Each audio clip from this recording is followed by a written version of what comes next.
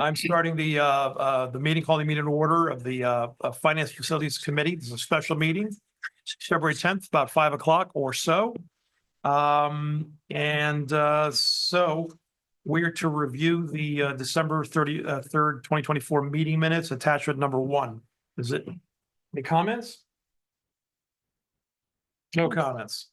All right. Oh, yeah, I'm the only one. I'm so used to Beverly being I know. like part of our team. No comment. All right. Now we are down a member, but I knew that ahead of time. Jay Whiteloff is on the committee. This is going to be a problem for us. Let me know that it was okay. We do have a quorum. 2 of the 3 of us are here. All right. The next item is the discussion of systems that we have in place for dealing with complaints. All complaints, large complaints we hear about all the time, roof leaking or seismic upheavals or whatever. But so Sam has very kindly agreed to attend and let us know just exactly how do we, somebody says, hey, there's something wrong in my room, or I noticed something in the hallway or the cafeteria or the bathroom or wherever. What is the process for collecting that information and then processing it and getting it to a point of resolution and getting back to the people to say, yeah, we heard you about the clog, whatever, the leaking, whatever. This is what we're doing, we're not doing, and why. So maybe it's very routine, but just for the record. Most of it is routine. Okay. Thankful for that. And so when we get routine concerns, a complaint or a concern from a teacher or the principal will go to the head custodian in that building. And then that head custodian would forward a work order request to my department, meaning to me, the maintenance supervisor and or the custodial supervisor. So if it were a custodial complaint, cleaning, for instance, Right. it would come through me and to the custodial supervisor to address. If it's a maintenance issue, it comes again through me to the maintenance coordinator. And he then assigns a particular maintenance person. We have some specialists, whether it's a plumber, electrician, carpentry, etc. Then it would be assigned to those people for action. Okay. Well, that was quick. So am I right in presuming that you've got a way to track this thing either electronically or on paper, or Yeah. what's the? There was one more thing that I wanted to mention. Okay. If for instance, I see that temperature is it's always a concern in the school buildings because it's, as I always say, it's not their living room.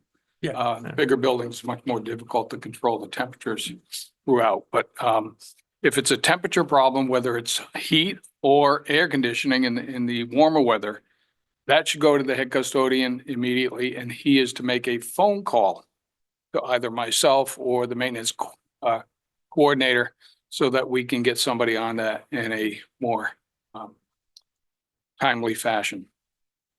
Okay. So He'd probably follow it up with a work order too, so that we had a record of it. But that anytime there's heat or cold issues, we should get a phone call from either sometimes I get them from the principals directly, and but most of the time it goes to the head custodian and they call either the maintenance coordinator or myself. okay. Do you think some of our buildings have more issues than others? Like, the high school versus one of the newer schools, or do you feel like you've heard more from one building or another, like that would be concerning? No, we get them from almost every building. I would say probably the least problems with heat and air conditioning would come from Charles Barnum, but Really? yeah, I would say. Why would you think that would be the case? I'm just saying, I know Thames River and Mystic River, where they're quite a bit, working on that equipment. The high school, have the vintage area. Is it balancing? I know HVAC requires, when you have a certain scale, it requires certain balancing. Right. Is it a balancing issue?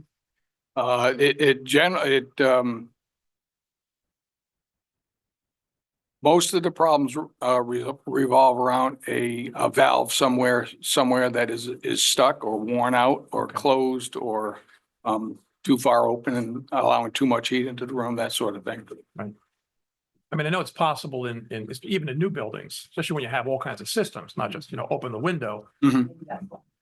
You do have, issues arising. How come it's too hot? How come it's too cold? And it's either a question of balancing, or it's a question of balancing and there's a solution, but sometimes, and I know this from some people who are in the industry from years ago and in conversations, sometimes there isn't a solution. You can get close to, but you'll never ultimately fix the problem. So the temperatures are always just right. There's just something about the configuration where there'll never be an answer, not without some, horribly expensive fix. Right. I think we do approach these things with a view that wherever there's a problem, there's always an answer, and sometimes it just isn't. So I understand that's a possibility. I'm curious about Barnum, though. Is that because the system is simpler? Yeah. It's much more of there's heat, and then if you want, does it have an AC system? The ACs are usually, they're window units or there's a couple of mini splits in that building. So Yeah, right. So it's about as simple as you can make it. right. They have Yeah. windows that open. Yeah, if you're hot, turn And if you want fresh air, people going in and out the doors brings in fresh air, and they have unit heaters, which also draw fresh air into each classroom. Interesting. So what do you think is the solution? Because the teachers can't be in rooms that are cold, so we have to have some kind of solution or over hot. Well, There's every no solution. complaint would be probably a different solution. So until the complaint is made, I don't. Check it out. I'm going to call on Jen. Jen had a question. And by the way, Jen's over in the corner, not because she's antisocial. She's quite social, but because she's feeling a little bit under the weather.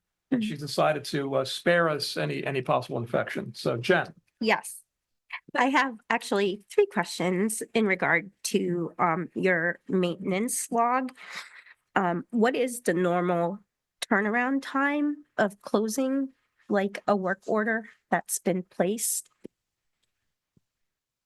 I'd have to do a report to get an answer to that question. Okay, so I wasn't sure if there was like a commitment, like, within 72 hours or whatever. So yes, if you could look into that, Well, when that'd it be comes to great. heat and air conditioning, when it's temperature in the buildings or I see roof leaks or anything too. So those are addressed immediately. Immediately, Yeah. okay. Um, And, yeah. So, and then if I were the person reporting it, do I get an email back saying, hey, we've addressed your issue? It's Oh, now closed. No, we usually talk to the principal in the building. Got it. So as long as somebody's getting notified, okay. And Sam is the kind of facilities director that's at the place that's having the problem all the time. It could be 4 o'clock in the morning. We could have no power at Charles Barnum, and we're having to make the decision to close the school because of power. Or, so he is there. Yeah. Boots on the ground. I- And principals know that if it's something that they feel the sense of urgency and have called or have done this reporting and need that help, they'll reach out to me. I can give you an example of a leak that occurred at Charles Barnum last week. Or a supposed leak. Christy Post, the assistant principal, called me late in the day and said there was a leak in room 1. Probably a roof leak. So I said, well, we'll get there the first thing in the morning. Guys had already gone home. We'll get there the first thing in the morning, check it out. She thought maybe it was the melting snow that was on the roof or whatever. A little bit after that, she texted me back, never mind, because somebody had fessed up that they had actually spilled something in the room. So it happened to be in the same area where there was a leak previously. So when somebody felt the wetness on the carpet, they thought that's what it was. So, Yeah. but again, the vice principal called me. We were going to respond to it the next morning. If it happened earlier in the day, we'd probably send somebody right over to check it out. Yeah, no, I definitely. would say one of the best buildings run is Groton Middle, because we have Keith Denmark as an assistant principal, and from the time that building was built and we started having issues, they were keeping a Google Doc. He just sent me the Google Doc and almost everything's checked off. But they have been taking copious notes, and that helps Sam to kind of review, and especially in a new building, you wouldn't think you'd have so many things like 3 pages of needs, but it has happened, that school in particular.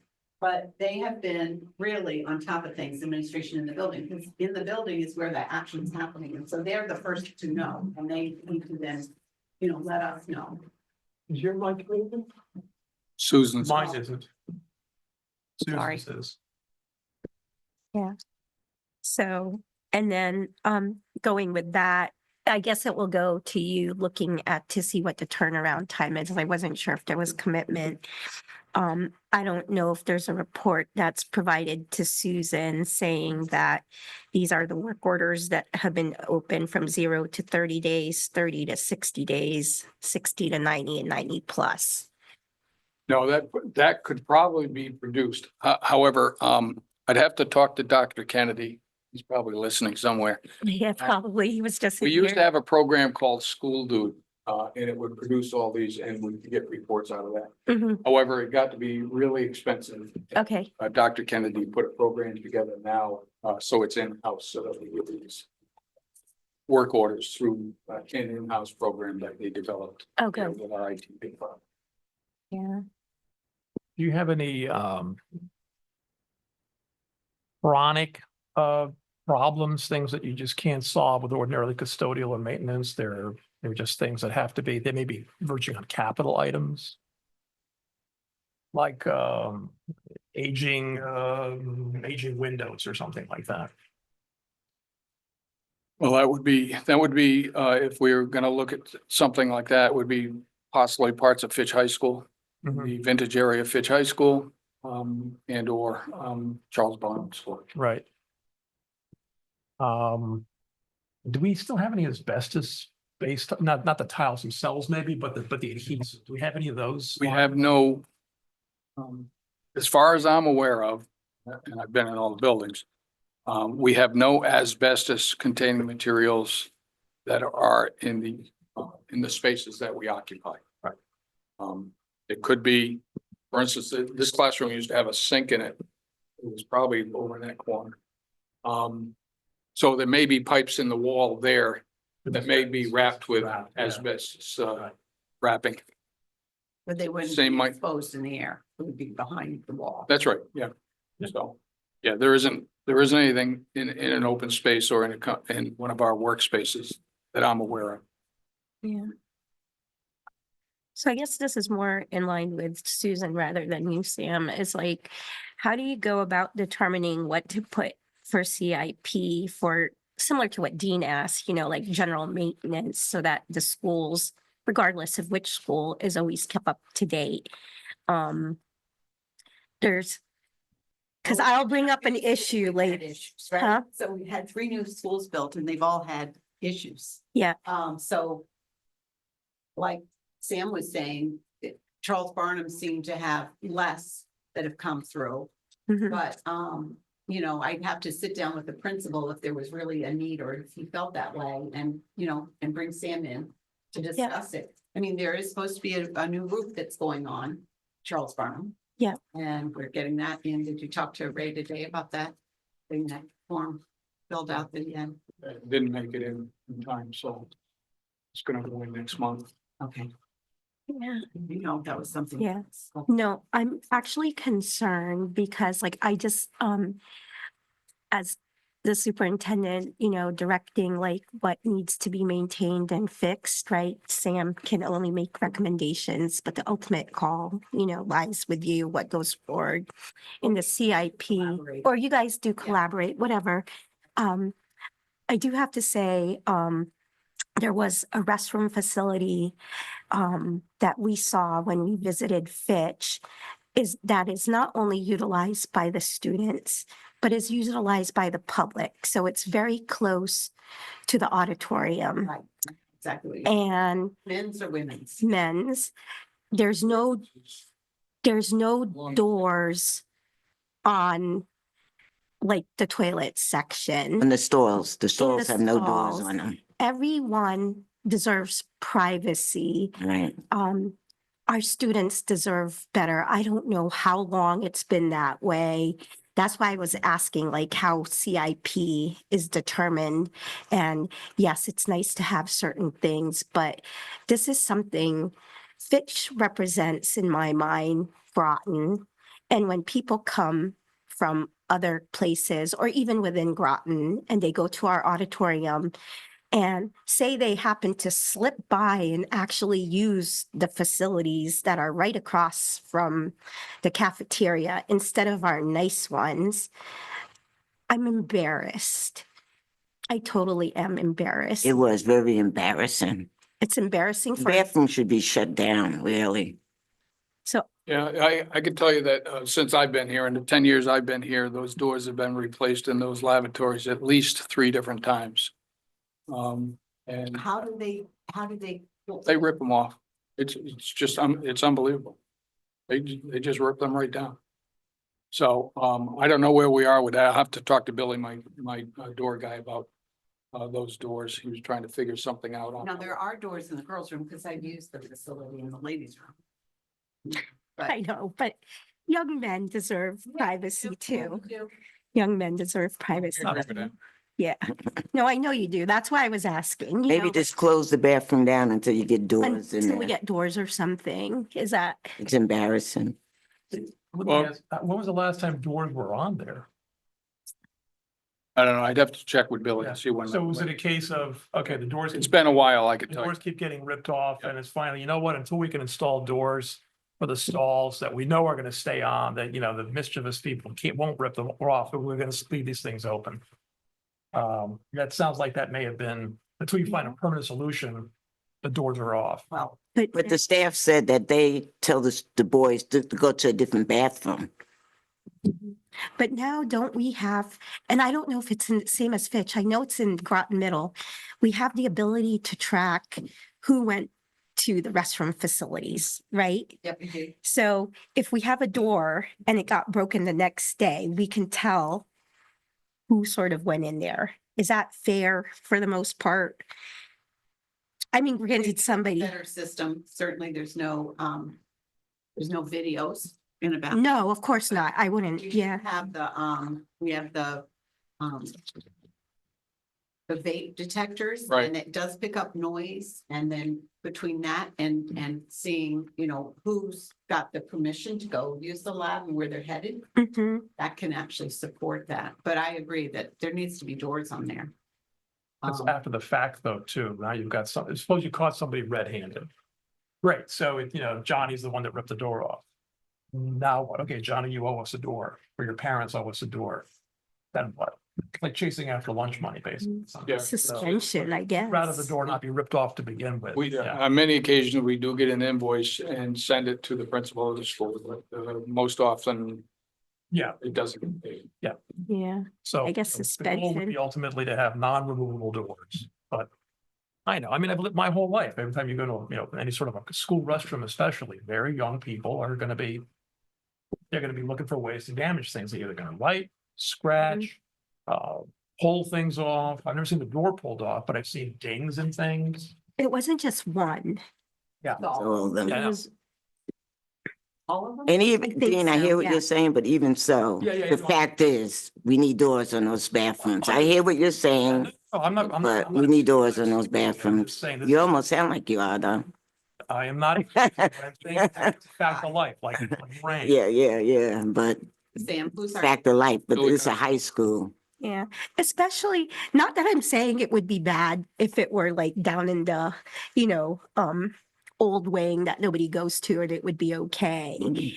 But this is the one that like the general public would most likely go to rather than being directed to it. And I know graduation last year was held indoors, right? I don't know if there were doors there. So I just, to me, it's a pride thing. And I want Groton, you know, like Right. Fitch represents Groton, you know what I mean? So I want us to put a good foot forward on that one. So Temporary solution, to send them to the laboratories that are on the same floor in the new wing, that they're right around the corner. They're not much further from the auditorium. Yeah. Yeah, that's what they say they That's what do. They say they do, Yeah. but there's always that straggler period. Yeah. I would just close off those bathrooms, Yeah, that's a The good, bathroom. that's a good recommendation. just lock the door. Yeah. So I have asked, for safety and security, a Google Doc on safety, and some of the safety security things kind of intertwine with also maintenance kind of things.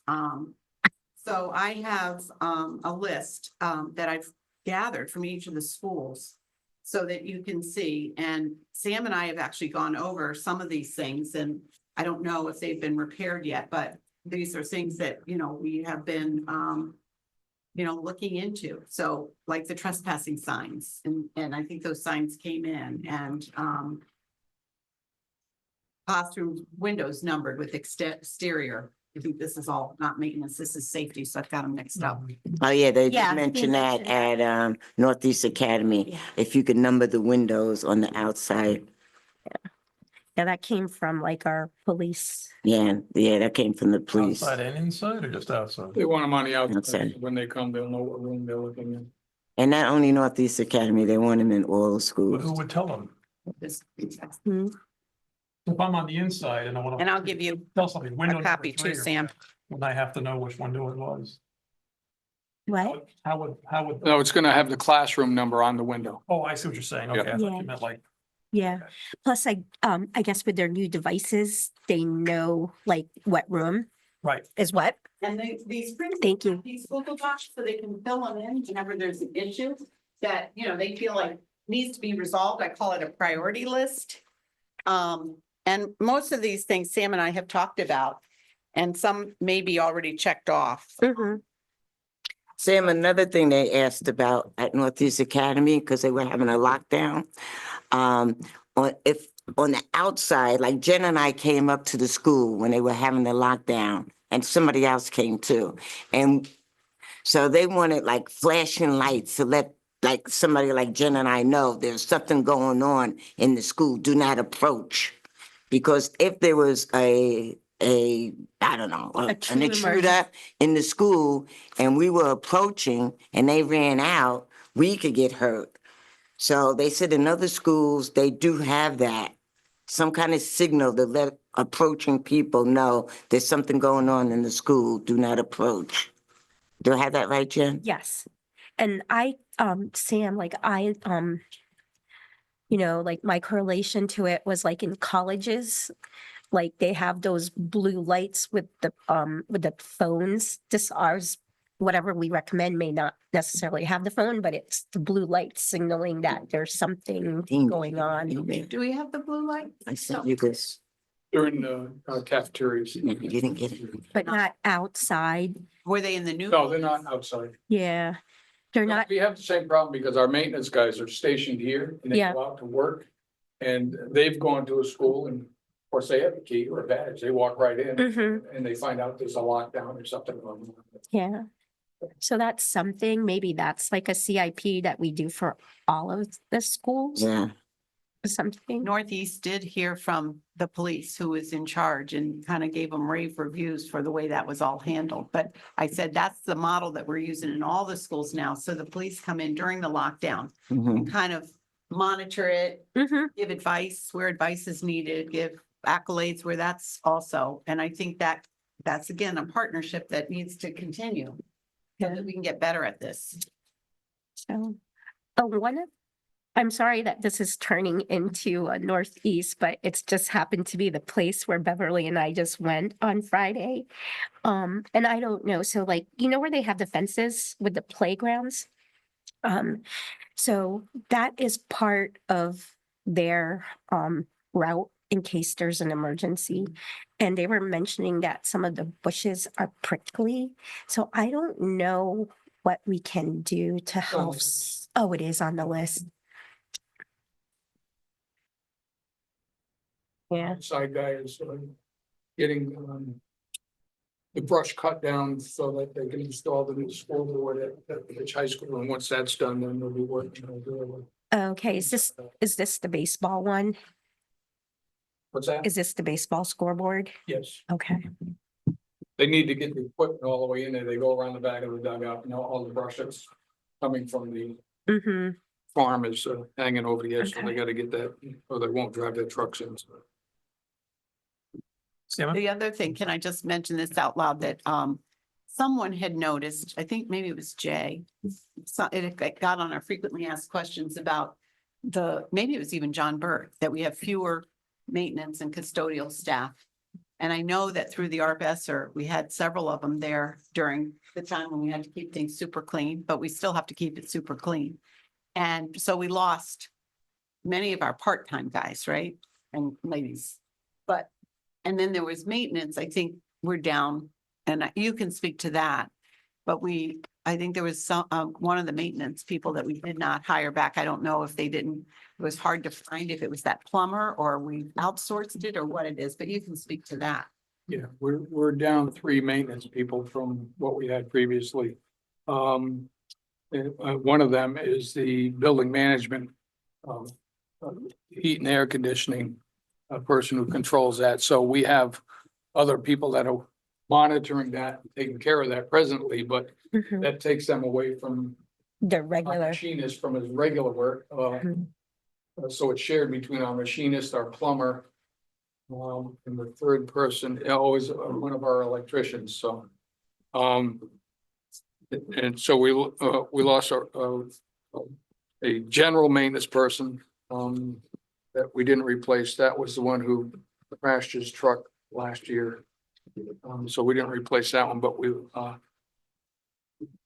just replaced one last month, I think, from the one that got on permanent medical, or whatever he is, retired or medical. Is that? So we're what is still- his job that so you we're just still- replaced? We're still down essentially 1.5 because I have a part-time. I have fortunately where I was able at least to find somebody who retired from Yukon that does boiler work. So he's here only part-time because he's retired, so he can only make so much money. Mhm.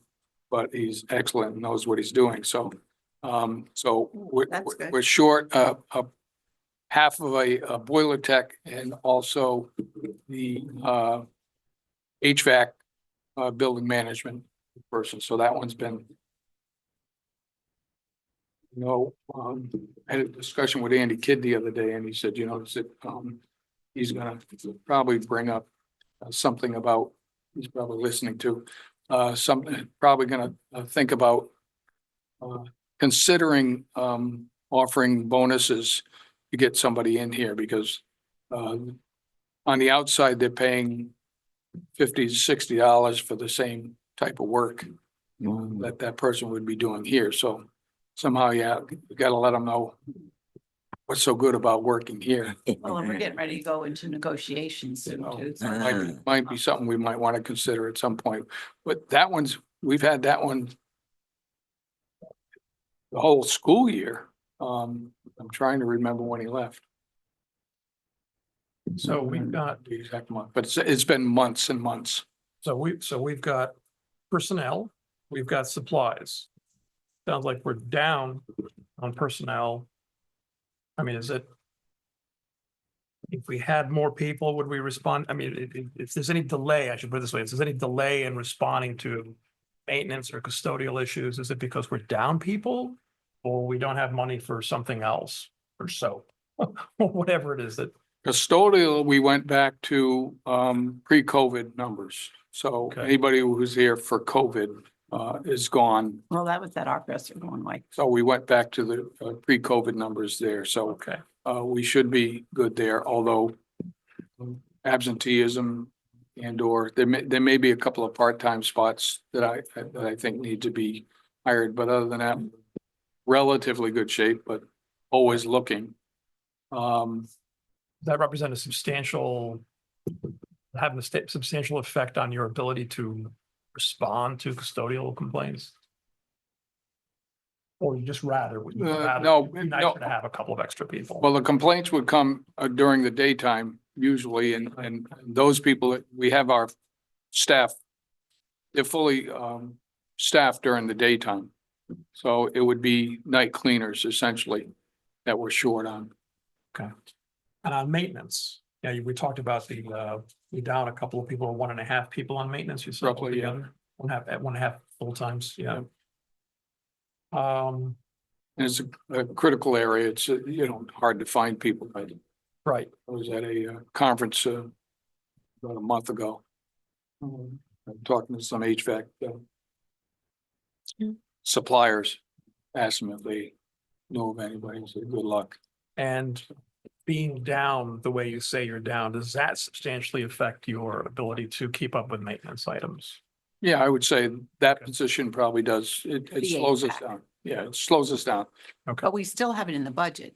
We just haven't been able Oh, yeah, to fill it. Yeah. Right? So it's not like we haven't budgeted for it. They're just hard to find and pay for. On the HVAC,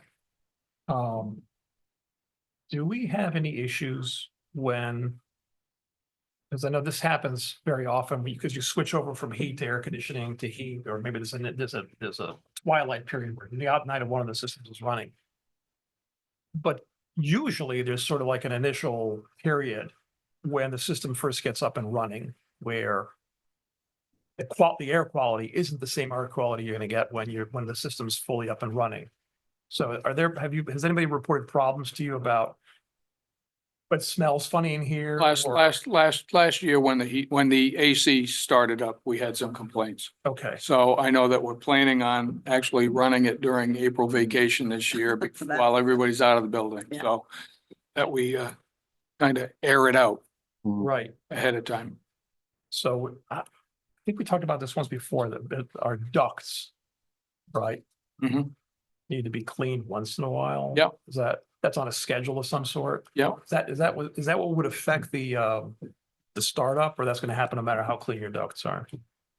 Yeah, the air quality when you start up, either heating or air conditioning. I think it could. Okay. And there must be filters as well. Okay, Yeah, we, when it comes to filters, during COVID, they wanted us to use a much, a higher MERV rating, which means it's, captures smaller particles. right. But we couldn't do that because it would affect our equipment in a negative way.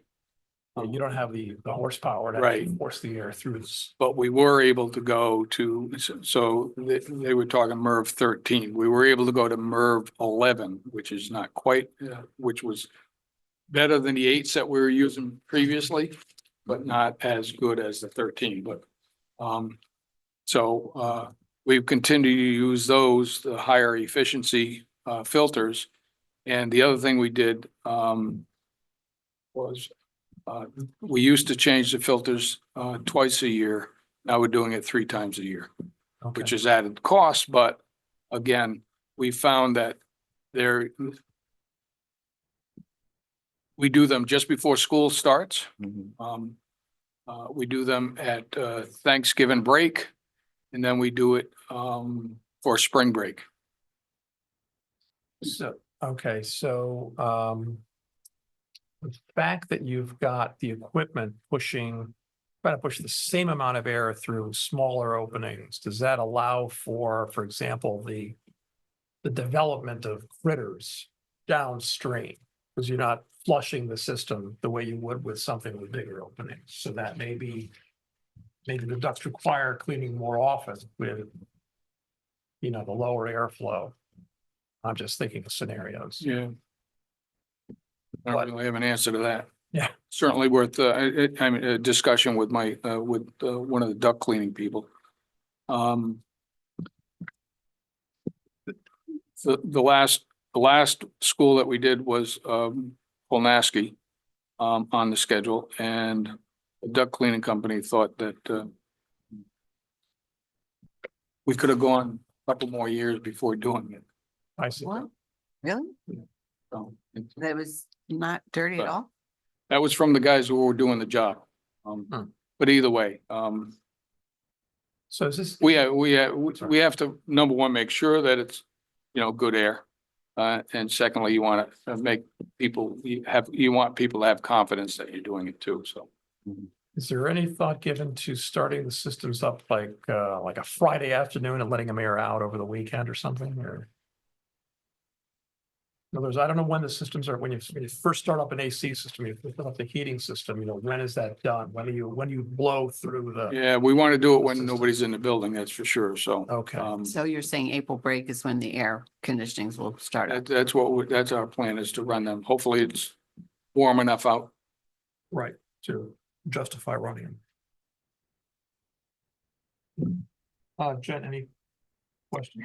I did. I'm pleasantly surprised to hear that there's no lead, like in any of the facilities we, that we're in. Because, when Bev and I were walking around, we noticed paint chips. And that was concerning to me, like, oh, could there be exposure to lead because lead paint chips? And so I was a little concerned because we saw white, red, I can't remember another color. But so I was trying to understand like how often and what rotation do we have like painting for general maintenance upkeep? Unfortunately, painting is one of the numbers that always gets cut. Oh, okay, So there is no schedule. We look Sure. at what needs to be done done. and try to get it in a timely fashion. Hmm. And that's something I think the principals talk to their custodians about that you should know about, right? Yeah. When they let you know? I mean, I hear Steve talking about it. They don't have the cinder block anymore. The new schools have those dry walls and Hmm. the marks and things that get on there. It's like a constant Yeah. to have to Mhm. paint those. Yeah. But this was at Fitch. This was at Fitch. Yeah, this is at Fitch in the hallway going down to the gymnasium. The gyms. My understanding, probably because I grew up in New York, was a big thing for New York City schools. Was that the danger from lead paint, chipping, peeling lead paint, was kids eating it. Okay, And it was said to be. I'd like to sweet, think- Encourage them. Now, if kids are eating paint in high school, there's a bigger problem, I think. okay. They've already But eaten it. still, it doesn't look good. No, it doesn't It's look just, good. I'm just saying. we want our high school to look good. Right. I'm Yeah. only saying, whether it's lead paint or non-lead paint, it's a bad look. It's that Yeah. brick wall by the wood shop. Yeah, yeah, by the weight room. By the weight room. Yeah, Yeah. across. Do they have a wait, mural that's on the it? wood shop Yeah. across. Yeah. Oh, Is okay. it a mural on it? It's Hmm. I think it was an exterior wall at one time. Uh-huh. Oh, Yeah, my point is, it's not like asbestos, okay. where it could get airborne. That's not the issue with peeling lead paint. And lead paint stuff, we stopped using lead paint, but in the '70s. 70s or something. Mm. But I thought Fitch was older than that. That's Yeah, I mean, why. the old Wigan Fitch could have lead paint in places, and Charles Barnum could have lead paint in places, but I Mhm. think as long as you don't have kids Eating it. buying it. About 5 years Should ago, the smaller gym at Fitch, which we call the old, The small gym, yeah. had some peeling paint similar to that. And, Mhm. we tested it, and of course, the top layers had been painted with latex, but they're low. Beneath that, the layers were lead, so we had special covering. So Mhm. Mm. Take it out. It's very Yeah. expensive to remove. Yes. Yeah. Paint. they need to be certified, registered, et cetera. So It's like 100% containment or something like that. You can't just seal off the building, like it's a space capsule. Should be done, but it's Yes. not an immediate hazard, Yeah, no. to the Yeah. kiddies unless they're eating the paint. My. Yes, I'd like to think that our high school students are not. Not a hell to have. But it looks bad. I agree. Yeah. Yeah. I can't think of anything else. So, okay. So we have a system in place for tracking the maintenance and the custodial issues. There's a chain of command. Mhm. And I guess there would be two types of complainants, the people who would say, by the way, I noticed something walking in the bathroom or down the hallway or in the cafeteria. FYI, there's a pool of something somewhere. Those people, I imagine, don't necessarily expect to be kept in a loop. They're just reporting something. Then there's the other class of people, have a problem, they live with the problem. I think those people definitely would like to do that. What is being done? when is it gonna be done? So do we have a system like that? Yeah, and the principals like to know what's going on in their building. So if a maintenance person is there doing something, we always report The what's principal. going on and, when it's completed. Okay, Then they usually talk to the teachers. There have been times when we actually had to work in a room while the teacher was there, so they saw it and didn't know what was going on. Generally speaking, we definitely let the principal. are there any improvements to this system that you would recommend? No, this system that Clint developed is better than the. That's what I asked him. It Is works out. better than the one. Yeah, it was better than School Do. School Do was kind of a pain in Okay. the neck in some ways. So in relative terms, it's better. So Could it It's, be it's even- simpler because it's simpler.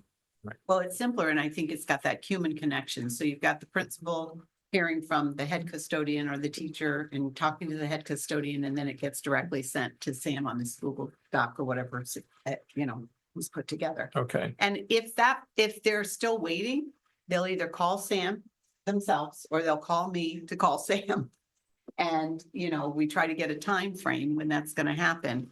And we have set up these Google Docs because of the safety concerns we've had, and I wanted them to prioritize because I thought it was really important that we get them what they need for safety and security. So we've been working off that document and we've already started getting some of those things.